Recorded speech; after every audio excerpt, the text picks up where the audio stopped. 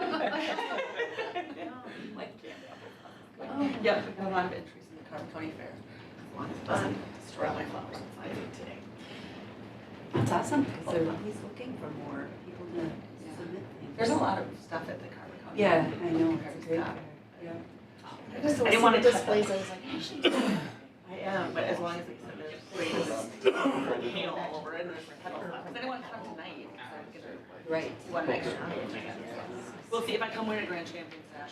Yes, let's If you get anything, I want you to wear it to the next meeting. Okay. With that, I'm going to call the work session to order. We have, what is my favorite thing as a new employee? Welcome. It really is my favorite thing. My favorite thing too. It's exciting. So this was probably during COVID is when it started, because sometimes it's awkward, new employees like get nervous about community council, and like we started Two Truths and a Lie, which hopefully Brent and others have adequately prepped you for this. I just think it's a fun way to get to know a little bit more about you guys. So, I don't know if anybody else wants to do the introductions or. We just had council introductions for. Oh yeah, absolutely. I'm sorry. Cory Johnson, I'm the mayor. I'm Christy Monk, I'm on the council. Eric Hirschman, I'm also on the council. Reed Welch, I'm council member. Do you guys know everybody else? Kelly, Chief, Erin, I have a City negative letter. I think I sent you an email. Okay. It is raining cats and dogs outside of the tents and people that are watching at home are wondering why we're like, ooh. Okay. Who wants to go first? I can start. Okay. So to start, I have my own flower farm. My parents messed up my birth certificate when I was born, and I'm a bartender. Okay, so we're gonna say which one is the Can you lie. say it one more time? I have my own flower farm. My parents messed up my birth certificate when I was born, and I'm a bartender. She was looking for your eye contact, I think, so the fact that you read, Agreed. I The don't know. obvious truth is the lie. I know the answer. Nobody thinks So- you're a bartender. I do. That is true, I am See, a I do. bartender. Oh. The lie was that my parents messed up my birth Oh, certificate. okay. Oh, Erin's so I had- obscure, and I'm like, who would think of that as a lie? Aaron did, Where do you bartend? The Reverend Club in St. Peter. Okay. So when I went to school, I Okay. did that and still do. Standing. Wow. And Seth, you guys all know Seth is our new Kathy, new accountant. Cool. So. Seth bought a house on Friday. I did that. Hey, where in Carver is it? It's in Jordan. Yeah. So It's just right off 11. oh, good. Oh, congratulations. Is it cool to kayak to get across when it floods? I hope So so. Seth was in Henderson, and he started in early June when his commute was An hour. Half an hour. Well, normally half hour. and then it ballooned to what? An hour. An hour when everything flooded. So he was one of the folks whose life got a little bit more difficult during the historic floods in 2024. Okay, welcome. Thank you. I'm gonna. All right. Up next is Julie, our new administrative assistant. Yes. Are you ready to play Two Truths and a Lie? I'm ready. Excited? Okay. Go ahead. So I'm Julie. Contrived. That's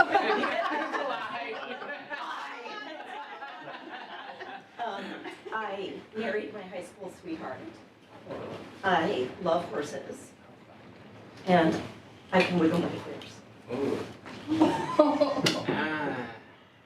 Oh, the lie. Okay, the lie is I love horses. Well, now you have. Can you wiggle your ears for us now? Oh my God, I didn't think about that. It's a natural follow-up question. That's a lot of pressure. You don't have to. Okay, that's. She wants some checking, like,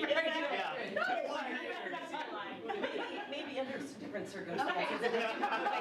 That's where the pressure You comes. missed it. Her ears wiggled when she lied. All right. Well, thank you. Well, Yeah. that was Yes, you thank you. both. You guys are welcome to stay for the entire work session and the entire meeting tonight. Go. Yeah. It is raining pretty hard. Yeah, I'm gonna scoot. Okay. Thank you. It's nice to Thank you, meet guys. you. Thank you. It's a fun little thing. Okay, number 3, city manager's report. I'm gonna turn it right over to Erin Schmidt to do summer construction. I'm good. I flipped it on, so it might just take a Okay. second here. There we go. Okay, so we'll get started off here. Yeah, like Brent said, I'm just gonna kind of do an update of all projects as they stand today. So starting off with the street project. So a lot has happened out there. The roads all been reclaimed, obviously.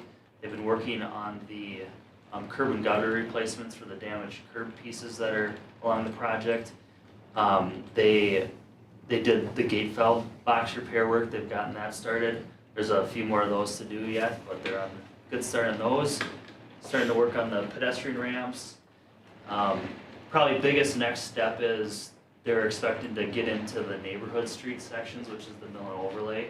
That's gonna probably be happening towards the end of next week, when they'll be milling those streets off. And then working on the paving kind of towards the end of August, probably that last week of August is when we'll see paving. So they'll get the base course, which is the first lift on 4th Street, and then they're planning to do the wear course, which is that final lift over the entire project area at the same time. So project is expected to be done probably middle of September, unless we get rain like this for the next week, next couple weeks. But yeah, other than that, that one's going pretty good so far. So I saw somebody working on some of the concrete work on Saturday afternoon of all times, and I yeah. thought it was fantastic, so. More power to Looks them. like they're trying to get it done. Yep. So that's that one. Here are just a few photos. If you've been out there, this is kind of what it looks like these days. It's on 4th Street. And then just doing some of the gate valve repair work. There's a photo of one of those. So 3rd Street Bridge is probably one of the bigger updates for tonight. So we've done most of the removal work out there. So the old culvert has been removed. The new grading is in place to realign the channel to its new alignment. So during that process of the removals, they had the vibration monitoring equipment out for the buildings that were adjacent. And we had a number of vibration alarms that went off even during the removal process. So that wasn't really a good sign as to what's to come, because the bridge is designed to be on piling, conventional cylindrical steel piles. And that was what was done on the Main Street Bridge in the past, so we followed basically the same exact design as what was done previously, because it's a block away, and we figured that that would be a good approach for this one as well. But we're being really cautious about it. We've communicated with the state, with the bridge office, and we think there's a way we could design the bridge to be on what's called helical pilings. And that's different than regular piles because you don't have to pound those piles in. You basically screw them into the ground with a large excavator. So think of it as kind of like a large screw that just keeps going down into the ground until it meets a certain bearing capacity in the soil. So that'll be a lot less impactful from a vibration perspective. So we're working through that with the state bridge office. Prelim conversations with them, it sounds like they're gonna accept that sort of a design. But after that, after we have a kind of revised plan on that, we're gonna have the contractor look at any pricing adjustments that might be necessary to do the helical piling. So I don't have any numbers on it yet.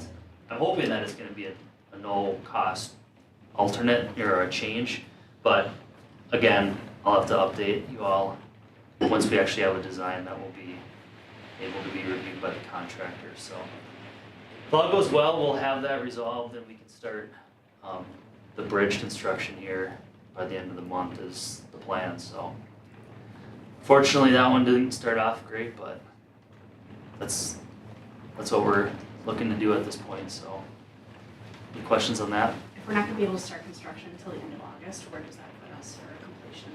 We'll still be able to get it done this year Okay, as long as there's no crazy weather stuff, but okay, it's it should go I mean, I think the helicals might even be a little bit more efficient as far as the timing of how long it takes to do those, so. And potentially less noisy.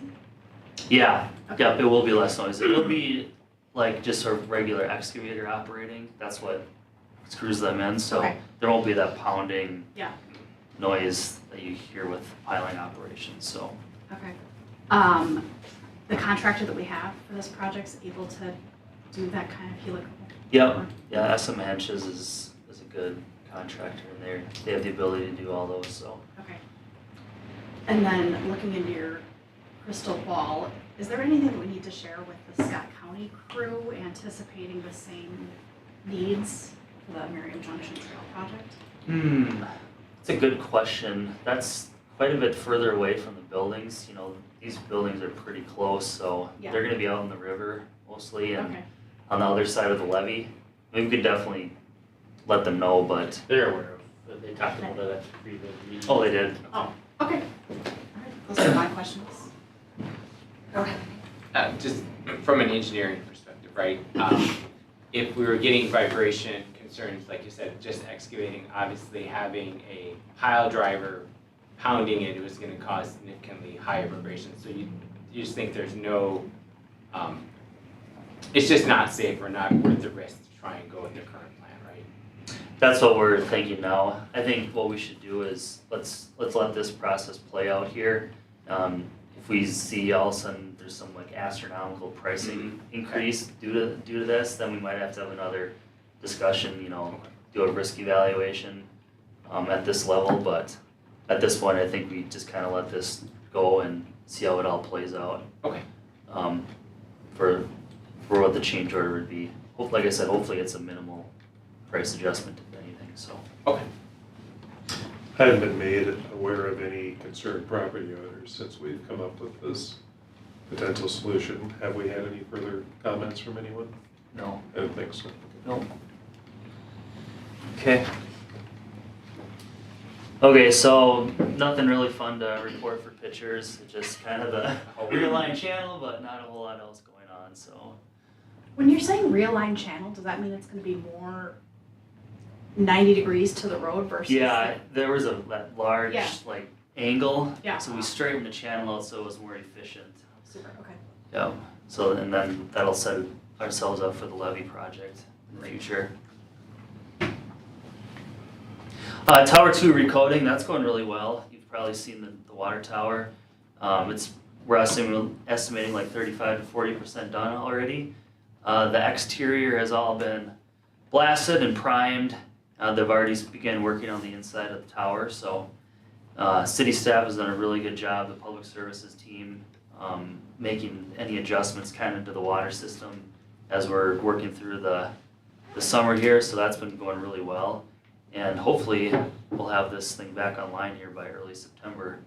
So again, tower coating is very weather dependent. They can't do it if it's raining really, so they're just, we'll just play it day by day, but they're doing a good job and they're hitting it really hard, so been really happy with their work so far. So this is what it looks like here.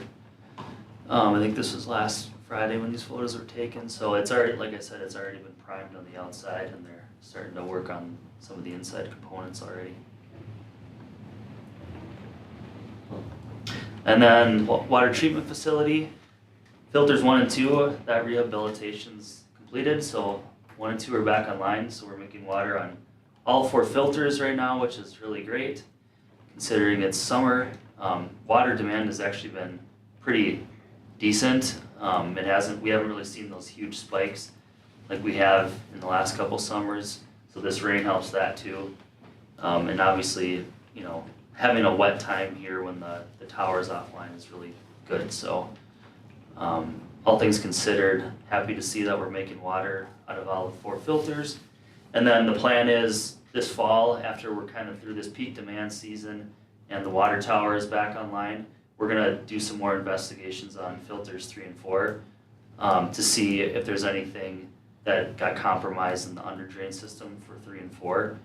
But we can't really do that until we have the ability to take 2 of the filters offline. So we just need to wait until fall just to get through the peak demand season for water use, so. Yep, and this is just filters 1 and 2, making water again, so. It's not a pretty picture. Isn't it beautiful? I know I like it. Can we, yeah, the water to be nice and crystal blue or something. Yeah, not photoshopped. This is real life. So, and then Lions Park, the majority of the sport sub base is ready to go. They started to do the fencing for the perimeter fences, or the perimeter fence posts. And then the next steps is to pave the court, and then they'll actually install the posts that are in between the corners. That goes right through the bituminous. So those are like the line posts. The corner posts have a concrete footing, so they have to do those ahead of time. But then the other ones later, they just go right through the bituminous pavement. So that, like I mentioned at our last council meeting, there's gonna be kind of some ebbs and flows with the schedule as you wait for curing time on the pavement before you can come back and do the surfacing and then the striping. So right now, we're anticipating kind of that late September completion, so we might get some late season time at the park, but it's gonna be out of service for a while still. And then lastly, I think Brent has some updates on this too, but I just asked the Scott County team for an update on the schedule, so they open the bids tomorrow, and then if bids go well, they are still planning to start construction this fall in September, so that's when Riverside Park would close. And then kind of finishing up their tree clearing on the Scott County side next spring. Other than that, they're still looking at kind of that final completion on our side of the river in June of 26, with a substantial completion date of November of 26. So the bridge will be closed until project completion, which is good because it will hopefully complement our levee construction. We're still hoping to follow in behind them and complete that piece of the levee before the whole system is opened up. So that's still the goal, and their schedule is still remaining constant with what they communicated in the past. So that is the updates I have for construction projects. Any other questions? Questions? No? Any updates? Okay. Thanks.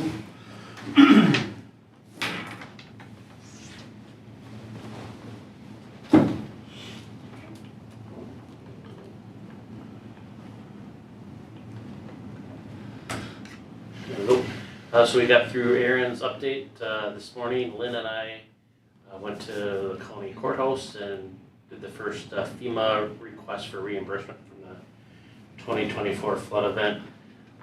So we kind of had I think it was 5 main areas for reimbursement. The 3rd Street Bridge, Main Street Bridge, Minnesota River Levee, Riverside Park, and Broadway. There was a kind of a washout kind of at the end of Broadway and the trail meet that we might have to do some culvert replacement that we think would be eligible. One of the things that we're investigating too, based on what we heard this morning, was the possibility of maybe doing some flood mitigation work in Riverside Park.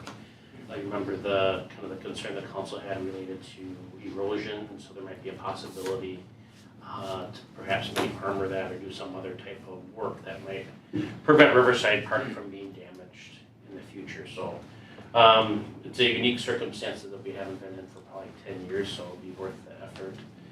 Can I ask how much we submitted to FEMA for reimbursement? We haven't got to that step Okay. yet. This was just kind of the just request to have a case opened up is what they call it, and so Lynn's working on like the paperwork. We're still getting, frankly, bills in from levee removal, etc.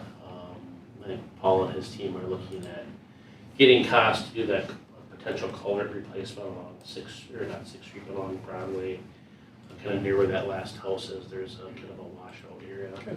So, but I think right now we're at 50. Yep. But we're expecting that to grow quite a bit here in the next few weeks. Yeah, and that was for invoices and then approximately 27,000 for wages.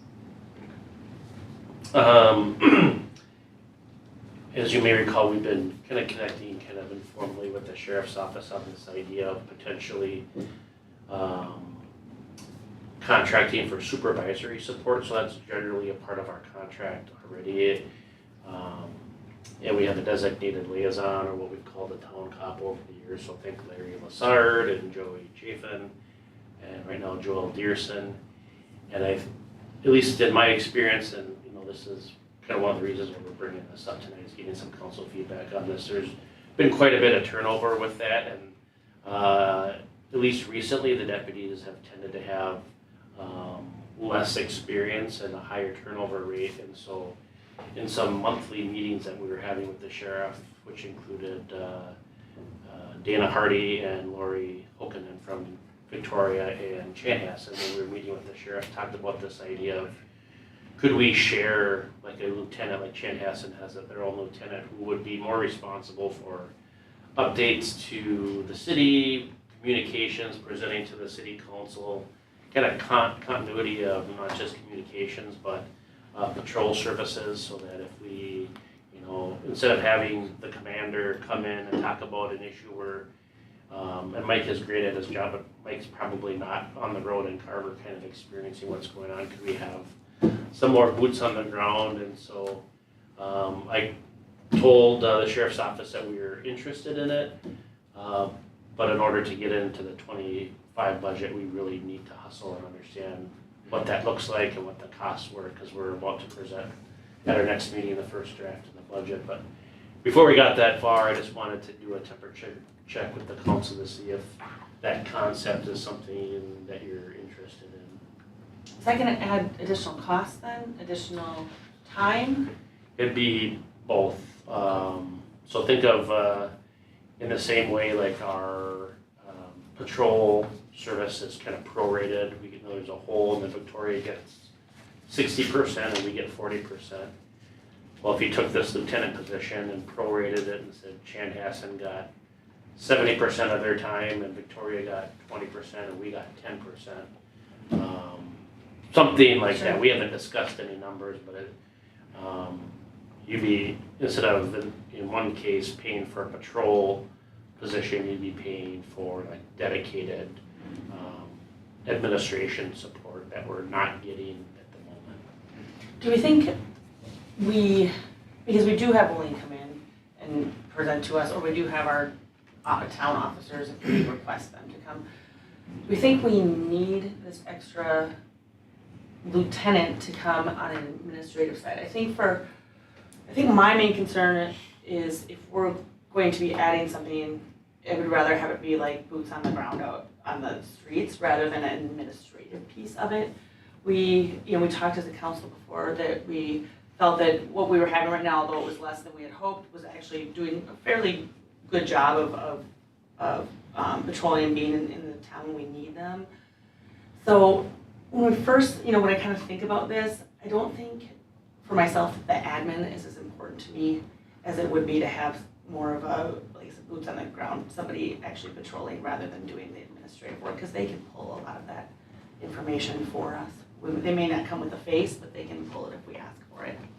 Just one thing, like I wouldn't argue with any of those points. One thing I think that we're struggling with that the council might not have line of sight to is because of the way our schedule works, we don't have a Monday through Friday. Like I think of Larry Lassard, Monday through Friday, 8 to 4:30. They can either work from like a Tuesday through Saturday or a Wednesday through Friday, and they have team 1 and team 2. And so there has been what I would call a little bit of a disruption in our communication, especially when it comes to residents' requests on speed or looking at something. And it might take a couple of days unless like I really say, okay, this needs to go to Woleen, and that's not technically how it should be running, because we're not paying for Wooleen's time in it. He's just that kind of person. I also think that the residents benefit by having, like there's, and this isn't a reverse backhand to our deputies, but the sergeant or lieutenant is going to be better equipped to talk to a resident than a deputy who's more in line to like stopping somebody on the side of the street. Their communication skills are just gonna be at a level that are higher than, you know, what we would typically get. So I don't disagree with any of the points that you're making. I'm just trying to add a little bit more context. Help me understand something then. So if just using the example that you did of time between Shan and Victoria. So if we had 10% of the time, even if something came in one day, if that person isn't here for that 10% of the time, help me understand how that covers. They wouldn't need to be here. I think that's the benefit of buying the admin time is you can do admin. I mean, basically that's phone calls and emails and meeting with people. So they're not driving around. I mean, they might drive around a little bit, but if there's an issue, let's say at Carver Elementary, the new principal, Mr. Blank. That's not a pun either. Oh, which was his name? But I could say, well, we'll get to that liaison, we'll get you a meeting with that liaison deputy, but they're not back in till Wednesday. Well, I could call this lieutenant, you know, and say like, hey, we got an issue at Carver Elementary, can you meet with them today or get an appointment set up for them? The service is still the same, but one is a little bit more expedited than the other. It's just a matter of how you want that communication to flow. So with communication like that, we'll use your example of the elementary school. So if that were to happen right now, would we still call our contacts at the sheriff and say, hey, we've got an immediate something, and they would most likely handle it? But we get whatever deputy is on at that time. And my contention is, you know, you can still get that service. So instead of getting maybe Deputy Dearson, you might get Deputy West. But if you bought that lieutenant and that leadership coverage, you'd always get that lieutenant every time. So that principal and that lieutenant, every time there was an issue, for the most part, if it was high level, they would work together on it. Where one time Mr. Blank could get Deputy Dearson, the next time Deputy Perper, the next time Deputy West, and so that consistency of leadership, communication, and implementation of service plans, I think, provides an extra benefit. How much that is worth to the city, I don't know. Without having the cost, it's probably hard to quantify, but I do think there is something there. To what level is up to the council. So when do you know what our part of that cost sharing is? Hopefully by Friday. Okay. So I think, But if you said like, this isn't the right time, then I would go to them and say like, this isn't the right time for us. Well, so I tend to agree with Christie's comments on this. I haven't felt that pain. But it's also really dependent on what 10% costs us. If we get a better experience and a more uniform experience and it's a lower dollar amount than we're probably thinking, maybe, I think we would need to know that. I was gonna say, I too wanna know what the dollar amount is. I'm inclined to say, let's try it out, because I think you and I have shared the heartburn of not having that consistent communicator. There've been a few times where I've sent you a text of, my neighbors are asking why there are half a dozen squads in front of this house, and you're like, well, it's not a fire call. It's like, thanks. Yeah, there wasn't a fire truck there. So the issues with trying to get communication from the sheriff's department, and I think Brent might know at a different level than you guys know about how much I hate surprises and hate like seeing something on Facebook that happened in our community that the sheriff's department has been involved with before hearing it from Brent and through the proper channels, and I think that this would help facilitate that kind of thing. That said, I do think there's this component of let's just get full staffed and see again like how this model that Brent has worked on works when it is completely staffed, that we've been waiting years for. But I also think that I see the benefit of what Brent's trying to talk about, or what Brent is proposing is it has been a rotating door for the sheriff's department, for the Carver, especially like for our Carver specifically. I think it's probably been 3 years now since we've been fully staffed. And then since we've kind of merged or partnered with Victoria, we haven't been fully staffed in the time of that partnership. So whatever it takes. I think potentially, assuming, and it's, you know what they say about when you assume, but maybe it's no cost increase, assuming that there are still some vacancies on this team for coverage that we're not paying for. So, But Courtney, I only see the final output. You say that you're feeling the frustration. How often does that happen, that we have slow communication, or we're not getting that kind of response? Is it a weekly basis? I really don't know. I would say that, you know, there aren't major incidences all the time, but when there are, we get the email when KMSP gets the email of the press release at the same time. And Brent's amazing because he's always on his phone, he's sending stuff out, but I just, even the day-to-day, I remember Brent used to forward along texts that he got, I think it was Deputy Sandberg who would do it, of like, hey, I had to use my big voice at an event down at Casey's today, and just in case people knew, you know, and gave us a heads up about that. I Why don't aren't know. the sheriff's doing it now then? If we're having a big incident, why would the deputy who's on now not be reporting to the city? And if the lieutenant comes on, why would they be more apt to report than the deputy we have now? So let's just say there is a robbery at Casey's. And what I'm hearing is like, oh, the lieutenant will get a hold of us and let us know. Why doesn't the sheriff's office get a hold of us and let us know if there's a big event? I mean, a big thing, that would curb some of that. Why are we we're not finding out until it gets out further? Or the hearsay has gone far enough that they're asking about it on social media. I'm not feeling it. I'll let the mayor kind of speak for herself on that. And for the most part, like generally, I can't think of incidences where we haven't been notified. Okay. For me, it's more of the relationship building. Like Joelle's been here for probably a little bit less than a year. She's going to be leaving in August. And so the way that their system works is that they serve a year, but then they put in for their next assignment. So we could have, I was notified. It was, I think, Friday afternoon. I think it's Deputy West is going to be our new liaison. Well, there's a 50-50 chance whether or not he'll be here for a year longer. And so, I think anecdotally, the reason that a lot of people talk about Larry Lassard is because he was here for several years, right? Mm-hmm. And I think over time that relationship builds and people started to feel comfortable. And so I'm not saying that this will become that, but it's a step towards that. I would also offer, we talked about kind of wants and need, you don't have to do that. I'm not saying if you do this, we will suffer.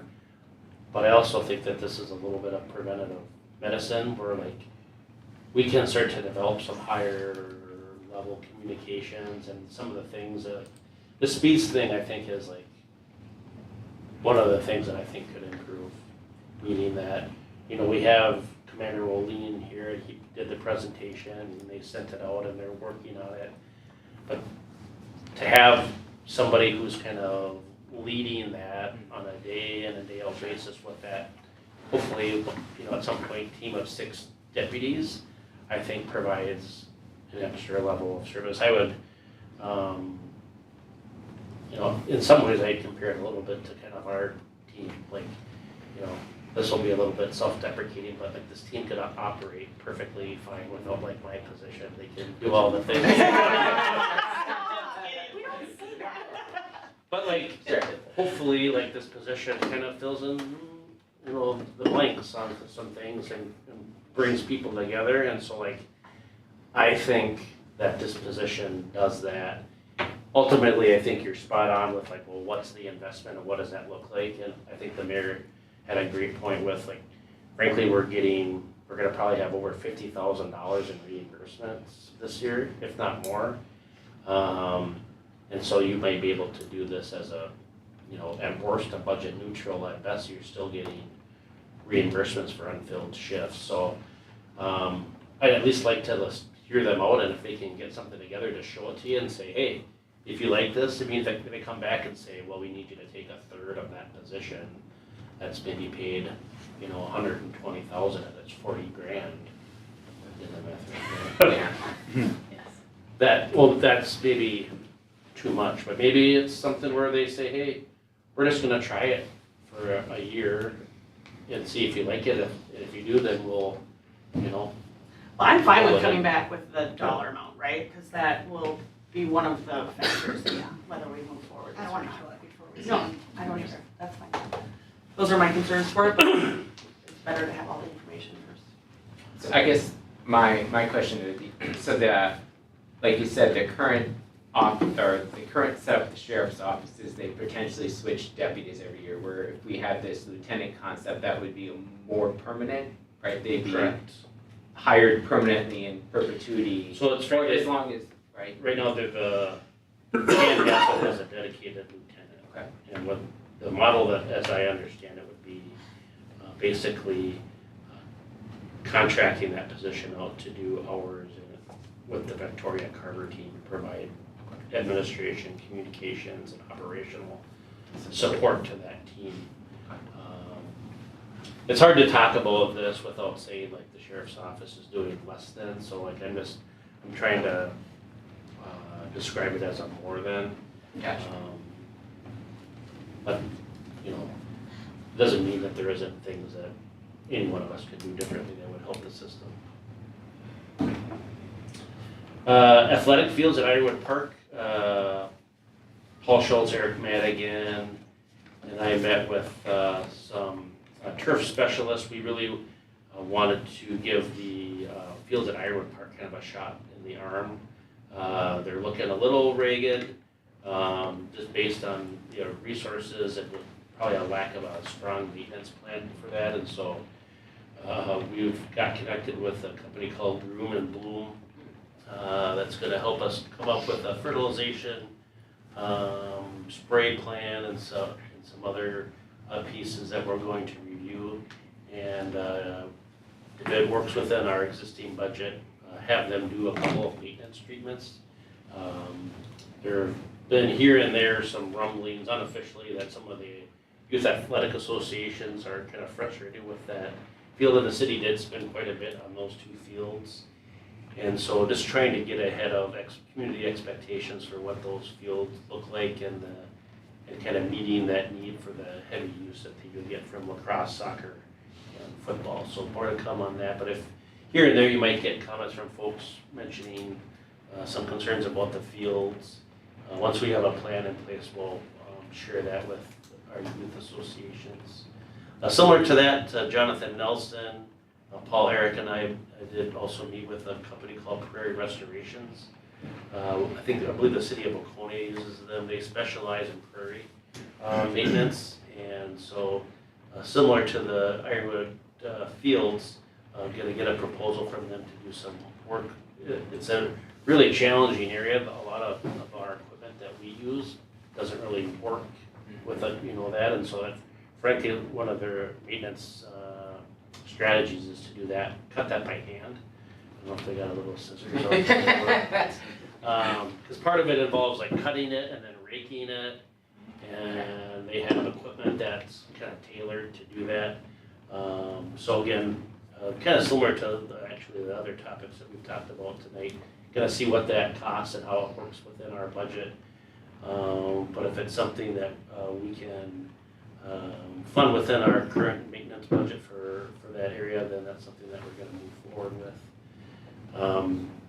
After quite a bit of persistence, we've been able to meet with the ASME unit on the milestone program. And they are interested in moving forward with a memorandum of understanding to enter into the milestone program. So one of the things that we told them is contingent upon the council adopting the budget. So we would propose a memorandum of understanding with them, where we would only bring it to the council in December so that you could approve the budget and then approve the MOU. So you didn't get locked into any pay standards prior to the budget process unfolding. So, but in any event, it would prevent the city from maintaining two pay scales. And there are two things that I was getting kind of real anxious about. One being the unintended consequences of somebody being on a different, higher, frankly, pay scale than another. And then two, our ASME folks are typically at that entry level of pay and are frankly the most susceptible to leaving for another job because they can move within that pay range, and so having to wait frankly another year and a half to get them on, I think puts us in jeopardy of losing more folks. Metro Cities So Transit. sorry, so we saw that with a memorandum of understanding, we don't have to renegotiate. So essentially we're proposing that we would onboard them just like the non-union folks. Some kind of, the city made an official negotiation request to the Minnesota Department of Labor, so we could kind of open salary negotiations just for that piece and some, I would say, connected pieces to that. But then what that does is, if the council or the city and the unit are asking me to agree to that, you can basically amend the agreement to the memorandum of understanding. So it goes through legal, they have to vote on it, the council has to ratify it. And so that's where we're doing it at year's end, so you can get that full picture, because as we talked about, we're gonna present it as full, but if you don't think it makes sense, and you do some type of, alternative to that, then we would present that alternative rather than the full, so it gives you kind of your full list of options. Okay, thank you. This is a kind of an update. I am on the Metro Cities Transportation and General Policy Committee, so if there's any specific issues or policy items that you're interested in, please let me know and I can kind of pass that along through that committee work. I sent out a note that we'd like to add about $30,000 to the equipment certificate to add a public services trailer that was DOT red tagged. So it would add $30,000 to the overall bond issue, but fortunately, I think we're in a position where we're going to be dropping the overall bond issuance by about $600,000 based on the building and maintenance project bid. So I think we'll be in good shape there. And we're also, as Lynn will get into in her equipment presentation, taking out 2 trailer purchases that we had planned for future years in the public services department. And then finally, just, I know a number of meetings ago, I talked about switching out the public services 2 position for a mechanic, switching those years. Just giving you kind of a line of sight that, as we get applications that position opening or hiring date closes on Monday the 12th, that if we're able to find multiple candidates, we're going to try to fill those rather than, because right now Paul and Eric and Vicky are working on the mechanic position description. But just for the sake of, like, if we have 2 good candidates and we can get them in plow trucks and be ready to service that this year, we're going to pivot back to the original plan. I just wanted to give you a line of sight to that. So Reading between the lines, does that mean we're starting to get good candidates? we're getting more candidates, Okay. but I haven't, like, I don't. We probably haven't vetted them all yet, so yeah. Okay. Like, as a practice, I don't go through them until I got all of them and Okay. score them at Okay. once, but. Well, and quantity have was more- an issue previously too, Yeah, so we that's have good. more than we had the last time that we went out about 60 Okay. days ago, so. Great. All right. So, that's what I have. All right, let's see, moving on, council requests. Any council requests? Going once, going twice. All right, follow-up to a council request. Erin, let's talk about commercial and industrial design standards. Yes, let's. Thank you. So, the council requested that we review what is in our city code for commercial and industrial design standards after we reviewed a couple projects recently, both in the commercial and the industrial district. So going over our freeway commercial district, in our city code, the following materials can be used for exterior of buildings, so brick, stone, glass, stucco, fiber cement siding, and decorative material approved by the city council. So that calls for decorative masonry or decorative stone. Erin, because there aren't any maps here, can you say which, the freeway commercial district is our 212 corridor? Or is that So- how we're counting more, or counting Road 11? Areas that are zoned for our commercial are Carver Square, so we're at Mizzy's, Carver Dental, Okay. O2B Kids, the chiropractor, vet, etc.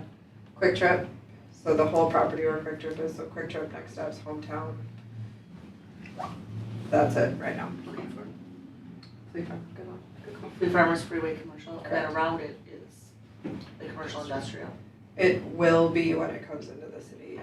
It's not zoned yet because it's not. Because it's A still, but Yep. it's, our comp plan says that it will be, yeah. So an example of what fiber cement siding looks like in practice, so think about like Hometown Bank is a really good example of this, the siding that they're using there. There are some examples. Mizzy's is fiber cement siding, Next Steps is a laminated product, it's wood-based, and then Hometown Bank is fiber cement siding or hardy board. Brian Madsen, our assistant building official, is really passionate about Tschudi, which is a. Is that a brand name? Yes, it's a type of fiber cement siding. Okay.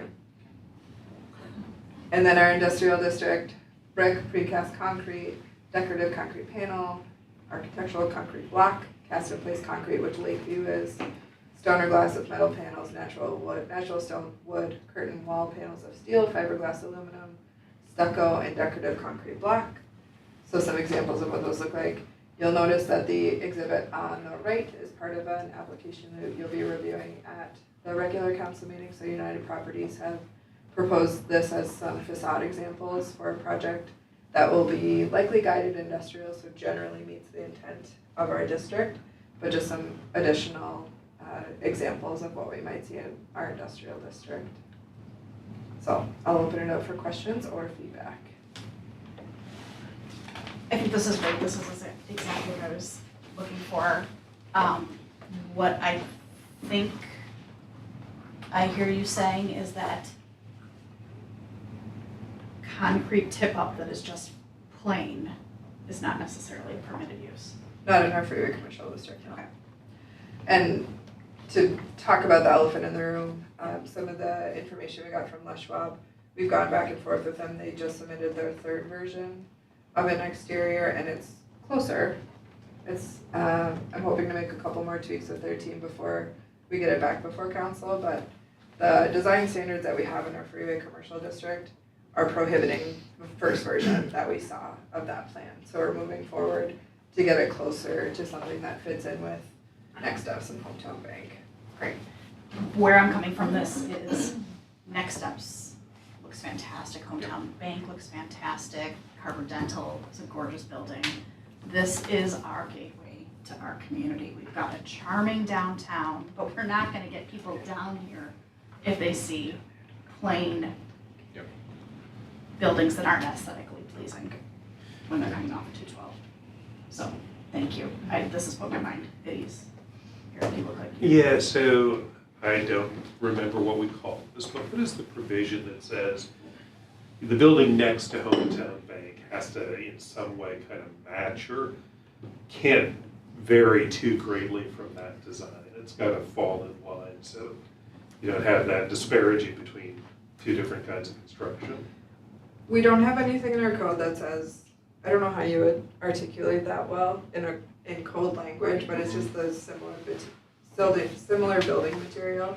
That comes up more often in our residential section, saying like a shed must be complementary materials Okay, to so the it doesn't primary exist in structure. commercial. Not in a way that two buildings would look like they were made by the same person necessarily. Could it exist in there? I mean, legally, can we, I mean, I know you're not an attorney, so, Yeah. but, I mean, have you seen it other way? Could it go in there if we wanted I to have don't- something like that? I don't think it's a great idea. Like if you put Next Steps and Hometown next to each other, I'd say they both are beautiful, but I wouldn't say they look the same. Right, and so we're addressing that by not having the tip-up concrete. Yeah. Something that looks, or cinder block, that kind of real basic construction that isn't complementary. So the code, what we're going over here is what hopefully prevents that, right? Yep. Okay, so not written into the building code, but the materials help define that. Got it. I have one other question that's not necessarily building related, but as I'm looking at this with obviously very industrial buildings, we require some kind of landscaping plan for each of them. We do. Okay, and is there, I mean, are there like minimums, like you have a minimum number of trees, you have to have a minimum number of green space or whatever it is? Yes. Okay. Anything? No, that's good. Thank you for addressing the elephant in the room. I just think that this is so important that our community looks nice when you're driving into it. Thank you. Agreed. All right, the 10-year vehicle and equipment plan. Ms. Tschudi. Thank you. All right, so we are revisiting the 10-year vehicle and equipment plan that we drafted last year. So broke it out into 3 sections: the Public Services Department, Community Development, which includes the Building Inspections Department, and then the Fire Department. We're gonna start with Public Services. So we currently have, I have the 2024 equipment on here, so this is what we currently have in our long-term financial plan. So you'll see all of those 24 vehicles are planned to be paid for with that bond, the equipment certificate. In here, the trailer that Brent was referring to that we were going to purchase was a hot patch trailer. I believe that one. No, Or no, it yep. was missed in 24. So there was a trailer that was missed in 24 that will now be added to the 2024 bond. So you won't see it on here. And then, let's see. So I'll just let you soak this in because there wasn't a really good way to do a side by side. So here's the proposed plan. I removed the compact loader, which was $150,000. We're going to continue to rent that. So we rent that for certain areas of the city to do cul-de-sacs and also the transit station. I removed a 2025 vehicle, moved the hot patch trailer to 26 and updated the cost. Revised the pickups to a 1-ton. They want to start using a 1-ton as their standard. And then I just changed the wording of the wood chipper to brush cutter. It does say brush chipper, so. Okay, that's cool. So we can change the Okay, and then I'm sure I changed it somewhere. So then, because we're going to be getting a trailer this year with that equipment certificate, we removed a 16-ton trailer. So you can see a 16-ton trailer axle was planned for 28 for $60,000. We'll no longer be getting that anymore because the trailer that they're getting this year will be big enough to handle the equipment that they would pull on that trailer. So back to this, and then added a utility truck replacement in 29. I'd offer like the biggest change that you'll see here is everything to the right on funding is capital. So meaning that the goal is for the budgets to save the appropriate levels of cash to not have to do an equipment certificate in the future. But that'll be a pressure point as we get into the budget season of providing the right amount of cash to properly fund those in the years that you have planned for. So that's probably the hardest step to this. Yeah, so as Brent was saying, the funding strategy for this will be to use the capital equipment fund that we've created. And when I say that, it's to use the fund balance. So the cost for all of the equipment that I've shown you for this plan here is $485,000. Some of that will be supplemented by the enterprise funds because they use that equipment as well. And so it's like, 60, 30, 10, or whatever it is, whatever the breakout is. But so our plan right now is to increase general fund contributions to the capital equipment fund by $25,000 each year. If we do that, it will fund that plan with cash. So for 2025, we're talking $75,000. And I would just, one more thing, Yep. Lynn, is just add that, probably more than I would say like, so street maintenance, like as if you remember how we built that fund up, you can limit the amount of the miles of streets that you're gonna do and have that same kind of amount. What makes that hard to do in equipment is, you can replace, 26 a truck, 27 a truck, but if we get into year 2035 and we have to do a street sweeper, well, that's like $350,000. And so, in talking to Lynn, we wanted to, I don't know if this is the right number, but this is what we're proposing to build enough cash so that when you do have, a payloader or a plow truck, that you don't totally obliterate your cash on hand. And so that will likely be massaged, but I do think it's important that we start to have line of sight to building cash within this fund in the same way that it was built within the street maintenance fund. And like Brent said too, there might be years when we get into budgeting season where we're gonna have to adjust equipment, maybe push it out a year, or if we do have a pressure point, not, maybe do the full 125 in 2027. And those would be council decisions at that point. So community development, that falls into that same funding plan that I just showed you. So these will all be purchased using that same balance in the capital equipment fund. And so here was the current plan, and then below is the proposed plan. That's my low maintenance department. Is that covered by our plan here on the previous Yes. slide? Okay. Yeah. That's So part of the 485. So that's covered in here. Okay. It's not part of the 485, but it will be paid with cash Okay. on the right-hand side. Okay. Yeah. So for the fire department, here's the current plan. I'm sure you can see that we have an extrication equipment, and then the SCBA compressor station, and then some command vehicle replacements, and then a ladder truck for 2030.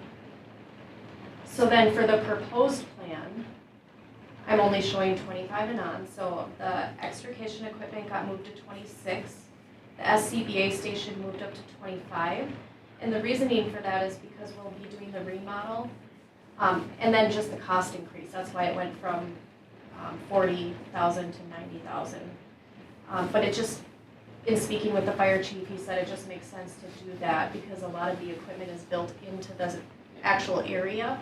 And so to be able to do that at the same time as the remodel would just make more sense. And then command vehicle, the cost I'm was gonna increased. jump Yep. back one, sorry. Yep. Callie, the extrication equipment. I know. And so, the Lions purchased one for you last year or the year before. Correct. And then you have another one also. So there's two operational pieces of equipment right now, and that's what you guys have had for numerous years, right? Yeah, one's a gas powered and one's electric. Right, and so, because we have, the Lions have bought you the gas powered one, right? No, the electric. The electric one, okay. So, are we in need of another extrication piece of equipment, since we have two operational ones right now, and they both run on separate ways, so if one thing doesn't work on one, gas works on the other, or vice versa? Eventually, we're gonna wanna replace the second set with the electric, just for ease of use, training, things like that.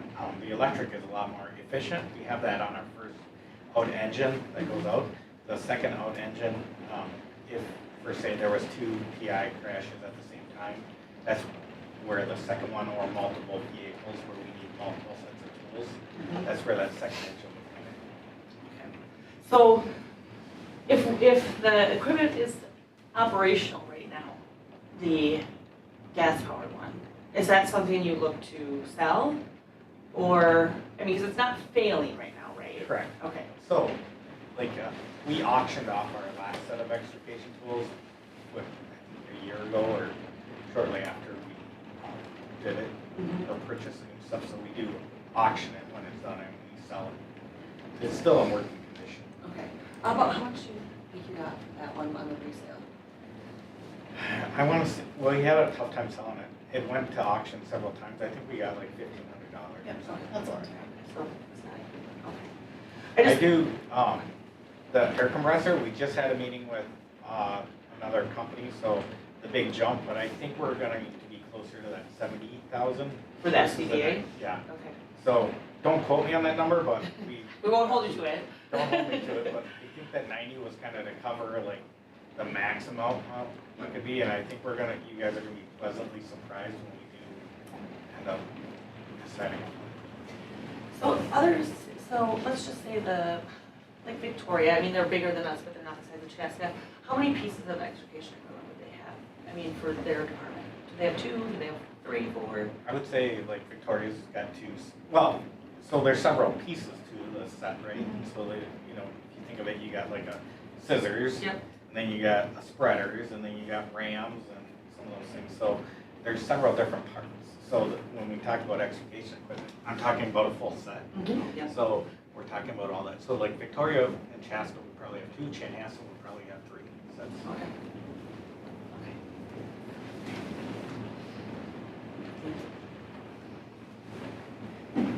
So on this example,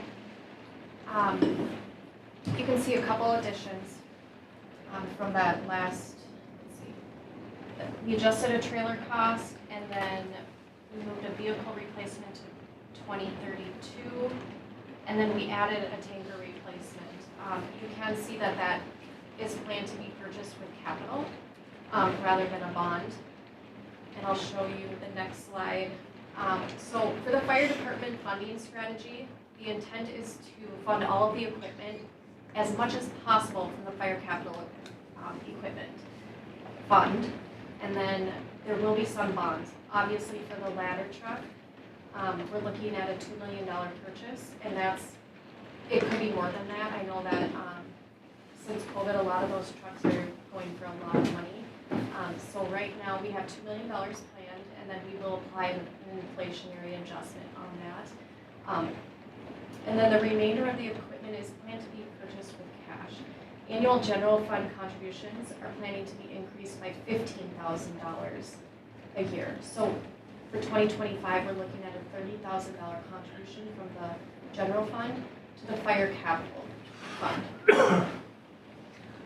I have a question for Brent. When we're talking about purchasing a $500,000 tanker, I mean, I realize this is a decade away, but is there another project that we're gonna have planned around that time that maybe bonding actually makes more sense with that kind of a dollar amount? Something we might roll that into?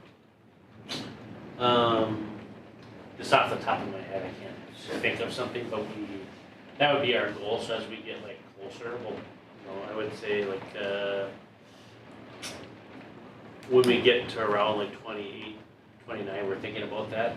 That's when we've done this, the council's done this before, you start pushing things up or moving things back so that you get it all in one bond bucket, because you don't want to go through the expense of bond rating and bond counsel, et cetera. So yes. Okay, so the reason I'm asking is because when you look at 500,000, I mean, $500,000 is worked into this, per year that we're that we're using for, excuse me, it's going to come out of capital.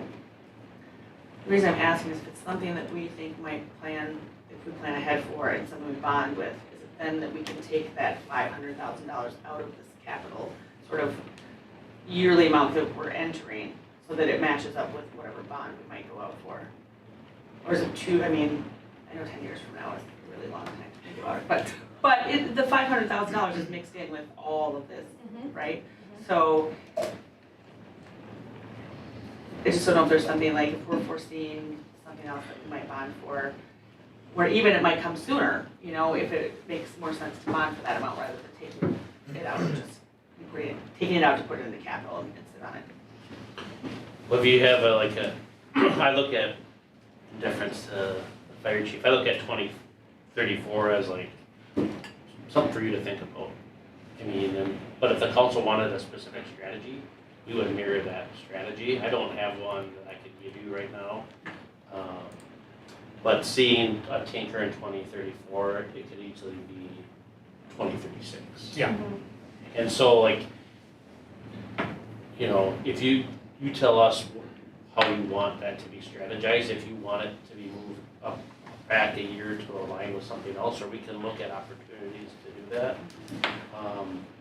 We tend not to do that just because when it's that far out, it might disrupt a bunch of different things when it might not be 2034. Because frankly, like the tanker is, it's used only on specific events, frankly, for township fires at this point. And so, in my experience, those tankers can be very high needs as it relates to like leaks and that kind of thing. So I'm kind of rambling now, but you tell us what you want. I would say 2034 is stretching the bounds of kind of being able to kind of surgically kind of align things, but if you want to see that, we can prepare something for you. So as the city grows and we think of ourselves 10 years from now, and the town and the city spread, and are we going to have the same need for that tanker like that then as that we would now? Because I'm assuming there'll be less farm fields next to us things like that. The reason I'm asking is because if we have $500,000 built into this, that maybe isn't something that's a necessity, does it come out then that we're not getting it out of the general fund every year as, at this, increased rate every year, and it comes out as a bond when it might be needed, whenever that is? I hear what you're saying. I think much like how 2034 is 10 years away, by doing $15,000 a year, we're not gonna get to the point where in 4 years, we're swimming in $500,000. So I think it doesn't make sense to amend our saving strategy, if you will, at this point, because we're just not close enough to that in terms of need or in terms of fund balance. Rita?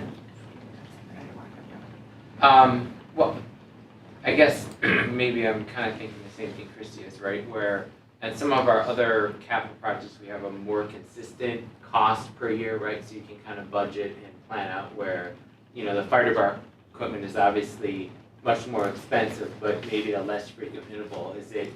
Is it worth putting in, let's say, an extra $100,000 a year for, right? Starting in 2029, we have to put in an extra $100,000 to hit that 500,000 in 2034, right? Versus on these large capital things that we know last, does it make sense for that to treat it as a bond like the ladder truck, right? I mean, it wouldn't make sense to put in, $200,000 a year for 10 years at our size to pay for the ladder truck in cash in 2030. Does that make sense for a $500,000 expense, right? Is there some, cost or what's kind of that sweet spot, I guess, is what I'm kind of thinking. That seems maybe above that. If I could just finish the. Okay.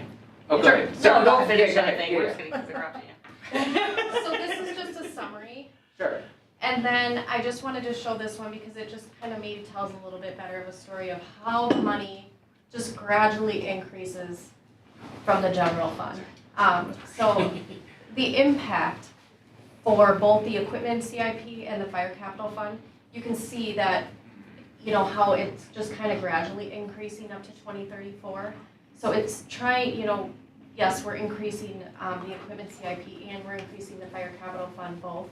But I understand how, yes, maybe we'd want to do an extra 100,000 in 1 year. We can certainly adjust these both, but I think to have a gradual increase in any sort of savings or even when we start to increase our bond payments, you don't want to have a huge jump. You want to have a gradual increase to plan for that. So that's kind of what I was trying to do when I added these two together here. So I just wanted to show you the full picture. Now I can go back. I just wanted to get that in front of you. That's good, but I'm looking at 5 years from now, and we're gonna be putting $265,000 to $300,000 And we do- hold on, Yeah, of taxpayer money into this capital fund, and so I think we just need to be careful to say, what if this doesn't, so we're making these plans, but what if we don't expand, right? What if this one property doesn't sell and we can't jump past it? Or what if we don't head south? I mean, that's some big dollar amounts in 5 years. So this is like food for thought that we're talking about here. We'll know in 5 years. We'll know in 5 months for. I mean, that's kind of the beauty of this plan is that you are planning for the budget and this for the next year. But as you get next year, it might look different. You can say, no, we're gonna slow this down, or hey, no, we're gonna speed this up. So I think your comments are perfectly stated. I just think you're gonna have 5 opportunities before 5 years to massage that to where you think it should go. So that Find gives that it you, rarely falls backwards though. but it has. It has though, and it Yeah. can. It's just a matter of the council saying, well, this is where we want to go, and I think there could be a solid argument to say, well, 500,000, we're gonna be bonding anyway, or we're gonna do it, or hey, we're gonna do a project in 2036, we can hold out another 2 years on that tanker. But if you think about I would offer that from 2030 to 2034 are all placeholders. I mean, we have a hard enough time kind of speculate what's gonna happen 3 years from now, much less 6, much less 10. And so to your point of like, what happens if this doesn't grow or this, if we have a recession, this kind of gives you that sight. So if you do see something that you don't like today, like tell us that and we can make that tweak. That would be the best kind of feedback that we could get. I think these numbers are big and they're terrifying, right? From my perspective. What I love to see though is this first slide where Lynn pointed out that when we go from public services current plan to proposed plan, we're funding this all through capital, which while it's a little bit, it's like any savings plan. I'm sure we all have our personal finance savings plan where we're putting money away. And at first, putting that extra $100 out of each paycheck is a little bit daunting. But once you see that compound and grow, it's gonna be really nice to look back on this, even in 2026 and say, we got that money, we don't have to bond for this, we don't have to borrow, we don't have to pay all of that money, or we don't have to take it all in one bunch and have a $200,000 tax impact. It's just gonna continue to be $35,000. My numbers are way off, but the point I'm trying to make is it's kind of slow and steady by creating these capital accounts, which was part of our strategic planning. I'm excited to see us continue to go down this route and to not have to borrow the money for absolutely everything that we need, which has kind of been the process in council's preceding us. No, I agree with you on that, definitely. Again, it's just one of those where we're increasing for these, and then, our savings is good, but these numbers, it's not just this one stands alone, right? It's all the other things that we're bringing up. So those numbers start to get really big in about 5 years. So, we're gonna need the tax base to support it. By that I mean the population, because I think it'll be, when we start getting some of these bigger numbers, if we don't have the population, that's gonna be just really price people out of living either. So, Rita, sorry, no, yeah, please go ahead. No, I like this summary here. It makes it feel like the total that it's increasing, but if you look at the first and last one, it looks giant, but if you look, it's not too big a step each year. And I do like the idea of having a little extra capital for unexpected expenses too, right? If something breaks in 2027 unexpectedly, we'd have a little capital there. But I think Chris and I are both try not to over save when we have so much uncertainty. But again, it's 10 years. So. And we do this exercise. Yeah, exactly. Every year. So. So, I'm actually fine with this plan. We've talked about it. It seems like a prudent saving strategy that we can amend if we need to. So I don't. I'm happy with the layout of this. All right, are there any other more comments? Thank you for the discussion, everyone. Could I just make one more quick comment? Please. So we do get LGA every year. And currently this year we're getting $209,000 of LGA, and I think it's a good practice to invest that into capital. So that's another way that you could look at what we're doing here is just reinvesting our LGA into our capital. So anyway, That's a good idea. I'm done. I was happy to see we went to one-ton trucks though after the Yes, whole and that was licensing from you, discussion. yes, from your They suggestion. mentioned, Eric and Paul mentioned. Yes. What was it? Oh, really? That Yes. there's some type of discount related to. For tabs. Like Ah. tabs related to. Yeah, you end up. Licensing one-tons. Yes. Thank you. I was gonna tell you that too. Yeah. Did you drive your one time down here today? Time for you. All right, Oh, we have 5 minutes for 10-year building and facilities plan, but we can start it. I don't want to feel rushed. We can start it and continue later on if we need to. So, Mr. Mayor. So this is our current plan, so you'll notice there's been quite a few changes. But I would kind of note out that for the 2025 stuff, a lot of those things were taken care of.